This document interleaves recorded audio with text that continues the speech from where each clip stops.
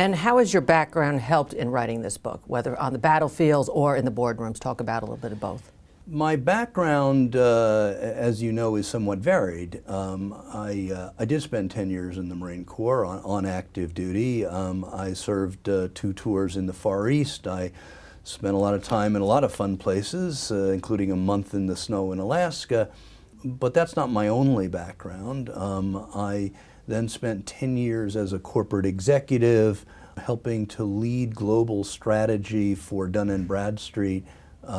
Back in the days when Dun & Bradstreet was a diversified holding company, of which the information technology company, the credit information company that we know it as today, was one of 23 different divisions. So D&B in those days owned AC Nielsen, which does the media and TV ratings. It owned IMS Health, which tracks the movement of pharmaceuticals. It owned the Gartner Group, which knows all about computer technology. It owned Moody's, the bond rating company.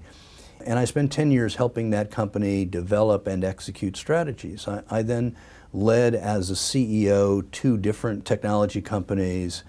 I got financial backing. I bought one of those companies, made an acquisition in the UK, made another acquisition in Japan, did a joint venture with Nomura, and ultimately sold that company. And along the way, I raised equity capital for my company, debt capital, sold that company, and then went back and worked for the people who bought my company, another large organization, for another few years before going into the investment banking world. I should say that in those first 10 years at Dun & Bradstreet, I was involved in nearly 60 merger and acquisition transactions, and along the way subsequently was involved in quite a number.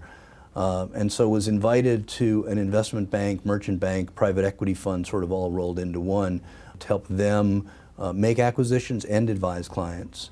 And then, as I said, for the nearly 15 years I've been running my own bank. Those varied experiences combined to give me a background on nearly all sides, not only of the merger and acquisition world, but of the strategy development world and the execution world as a CEO. And it's that combination that I believe gives me a pretty decent background to write about what it takes to win on Main Street and to win on Wall Street.